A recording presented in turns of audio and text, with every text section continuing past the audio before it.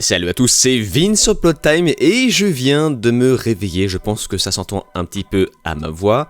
Alors je me lance dans un nouveau format, vous savez ça fait des mois que je produis beaucoup moins de vidéos qu'avant, je suis moins prolifique parce que plus le temps avance et plus je prends du temps dans le montage, dans la préparation, et là je me suis dit que j'allais me lancer dans un nouveau format, je ne sais pas du tout ce que ça vaut. Où j'improvise complètement. Là, il n'y a aucune note, et en gros, c'est une sorte de format d'actu pour donner mon avis à chaud sur les news de la semaine. Donc voilà, là je me lance. Je voulais pas le faire tout de suite, mais là, comme par hasard, on a eu des news assez importantes cette semaine qui se sont accumulées, et je me suis dit que bon, voilà, autant tenter maintenant. Vous savez, ce qui me prend du temps à chaque fois dans mes vidéos, et c'est vraiment un petit peu pénible, c'est déjà le préparatif, le fait de poser son trépied, le fait de me filmer. Et là, comme vous pouvez le remarquer, on entend juste ma voix. Alors, je mettrai juste ma photo sur la miniature pour ne pas dérouter les gens. Mais voilà, le fait de me filmer, je ne peux pas aussi avoir l'air dégueulasse. Donc, physiquement, il faut que je me coiffe, que je me taille la barbe, tout ça. Ça me prend un quart d'heure déjà, rien que ça. Le fait d'installer la caméra, de régler les blancs, de poser les lumières, ça, j'en ai pris une demi-heure. Donc voilà, 3/4 d'heure. Le fait de ranger le matos après, une demi-heure supplémentaire. Donc voilà, on est sur 1h15 de préparation, et là à chaque fois je suis en mode oh vas-y flemme, et quand je vois des news de ouf, je me dis bon bah ok tant pis, ça sera pour plus tard pour une vidéo analyse beaucoup plus longue, mais le problème c'est que voilà, mais je suis moins prolifique qu'avant, et je passe à côté de plein de news hyper intéressantes comme cette semaine.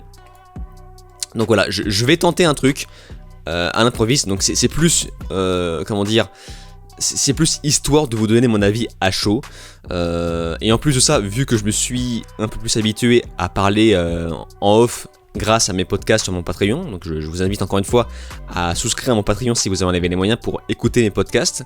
N'hésitez surtout pas, vous êtes beaucoup plus nombreux qu'avant et ça fait plaisir. Mais vu que je commence à m'habituer, eh bien je me suis dit que autant faire part de ce talent incroyable sur ma chaîne. Voilà, vous me direz ce que vous en pensez. Ça va être assez rapide, je pense. Ça dépend parce que du coup peut-être que je vais diverger un petit peu.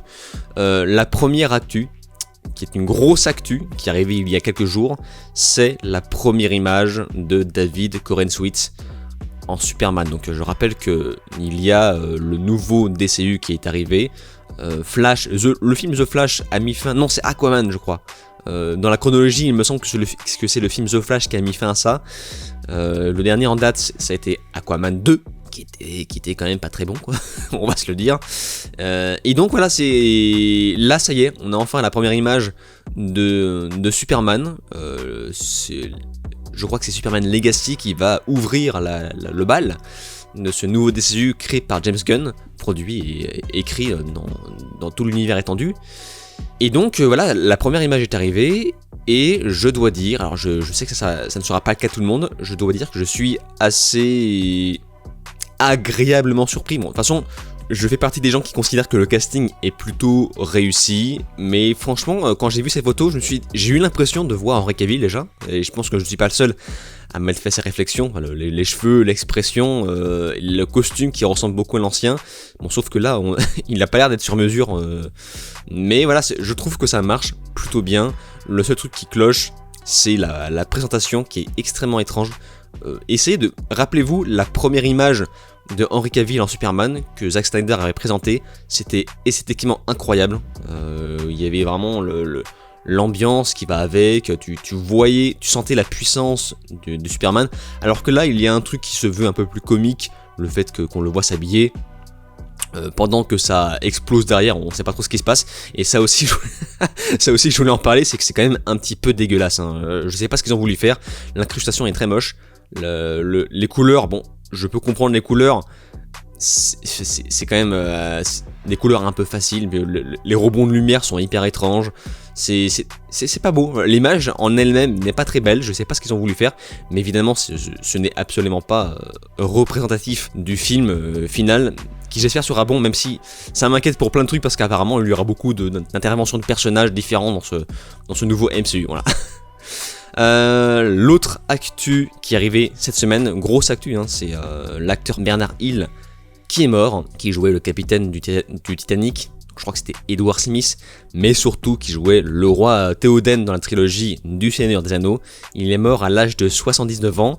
Moi ça m'a foutu un coup parce que je ne savais pas qu'il était aussi âgé, et c'est là que je me suis rendu compte que waouh, ça me rajeunit pas, parce que la trilogie est vieille il y a plus de 20 ans je crois, et non, vraiment ça commence à monter et à me faire flipper, et du coup voilà, je voulais faire mes hommages à ce titan, vraiment qui avait une carrière assez monstrueuse, mais évidemment on se souvient surtout de lui avec son rôle dans Titanic et du Seigneur des Anneaux, et je pense aucun autre acteur ne pouvait créer une meilleure performance que ça, donc c'est pour ça que ça me paraissait important de le rappeler dans cette vidéo. Et comme par hasard, la même semaine on apprend ça, la même semaine, et j'espère vraiment qu'ils n'ont pas profité de cette com, enfin de ça pour faire de la com. J'espère vraiment qu'ils n'ont pas profité de sa mort pour surfer sur la hype du Seigneur des Anneaux qui d'un coup a commencé à remonter. J'espère, hein. J'espère vraiment. Mais la même semaine, on apprend que 2 nouveaux films sont en préparation pour 2026. Alors, déjà, moi c'est pour ça que j'hésitais un petit peu à faire cette vidéo, parce que pour moi ce n'est absolument pas une nouvelle, hein. D'ailleurs j'ai même fait une vidéo entière que je vous conseille, une vidéo entière qui parle d'une nouvelle potentielle trilogie avec Peter Jackson en tête du projet, avec la même équipe de producteurs en tête qui supervise le projet. Donc pour moi ce n'est absolument pas nouveau, c'est juste qu'on se posait la question à quel moment ça pouvait se passer.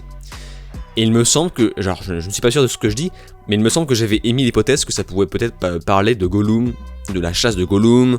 Vous savez, il existe un court-métrage sur ça, un court-métrage qui s'appelle The Hunt for Gollum. Et j'ai même fait une vidéo entière sur ça, donc c'est là aussi que je vous le recommande. Je vous cache pas que je suis un peu sceptique par rapport à ce projet, voilà. Parce que, alors certes, on a Peter Jackson qui est dans le projet, donc ça c'est très bien. Sauf que ce n'est pas lui qui réalise.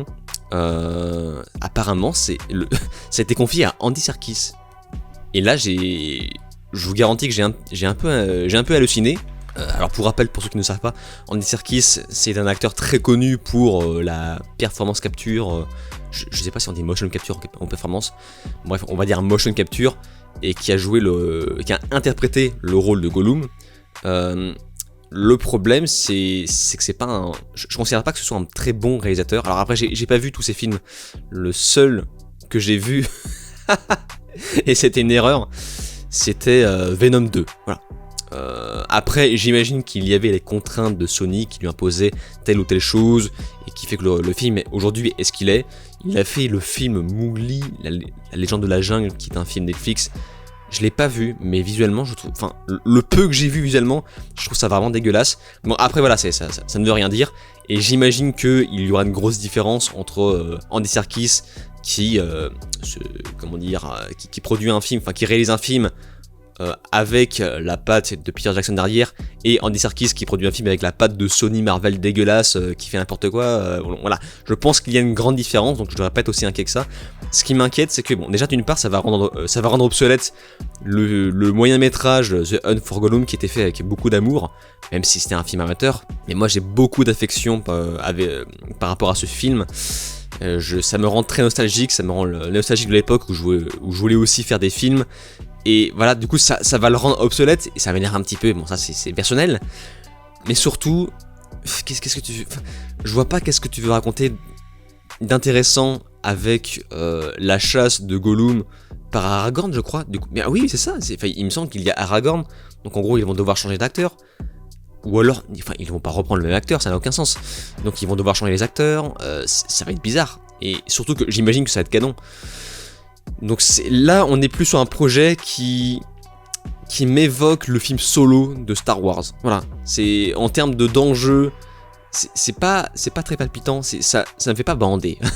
Et je sais qu'ils font ça parce que il y a eu la série Les Anneaux de Pouvoir, et du coup il faut qu'ils se remettent un petit peu en concurrence par rapport à ça, parce que Warner possède une autre partie des droits du Seigneur des Anneaux, donc c'est ultra compliqué. Donc voilà, je sais pas, autant la guerre des Rohirrim, le film d'animation qui devait arriver cette année, malheureusement qui est repoussé, donc à cause de la grève des scénaristes et des acteurs. ça, là, il y a un enjeu. Là, c'est intéressant. Parce que du coup, on nous montre une partie, quelque chose qu'on ne connaissait pas. Mais là, la chasse de Gollum, sérieusement? C'est un petit truc. Alors, à moins que ce soit un fil rouge sur une quête, sur quelque chose de beaucoup plus important qui va nous montrer, enfin, qui sera dévoilé dans cette potentielle trilogie. Parce qu'on nous fait le coup. Enfin, là, on nous refait le même coup que The Hobbit. On nous avait prévu 1 ou 2 films au début, ensuite ça s'est transformé en 3 films. Pareil, Peter Jackson ne devait pas réaliser, il devait juste scénariser avec Del Toro là je crois, et ensuite il devait le produire également, et sauf qu'après il a été mis en réalisateur, et je pense qu'il va se passer la même chose. Là il va encore vivre une sorte de cauchemar, je sais pas, Andy Serkis va se barrer, enfin je sais pas, peut-être Peter Jackson va se retrouver à la réal sans storyboard, ça va être une catastrophe, et vraiment ces films je les sens très très mal. Je ne sais vraiment pas qu'est-ce qu'ils peuvent nous raconter de bien. L'histoire à chaque fois nous a montré que plus on utilise une licence et moins elle devient bonne par la suite. On l'a vu avec Star Wars. Bon, sauf que là il n'y a pas le contexte de rachat de Disney par dessus. Mais vraiment voilà, je suis très inquiet. Je ne sais pas ce que vous en pensez. N'hésitez pas à me dire si ce format complètement improvisé vous plaît. J'ai beaucoup de progrès à faire parce que voilà, quand j'improvise, je bégaye, je bafouille un petit peu, je cherche mes mots, je fais beaucoup de mais voilà, vraiment, le fait d'improviser comme ça me fait gagner un temps de fou. Le fait de ne pas montrer ma tête aussi, parce que voilà, encore une fois, me filmer et faire le montage, rien que le montage par exemple, le fait de faire du jump cut, ça me prend un temps de fou. Bon, voilà. Donc voilà, j'ai essayé de faire un truc. N'hésitez pas à me dire ce que vous en pensez dans les commentaires. N'hésitez pas à me dire ce que vous pensez de la photo de David Corenswet en Superman et des 2 projets de films du Seigneur des Anneaux sur Gollum. What the fuck. Voilà, n'hésitez pas à me dire ce que vous en pensez. Sur ce, on se laisse ici. N'oubliez pas mon Patreon dans la description et en commentaire épinglé. Je vous dis alors ciao et à la prochaine.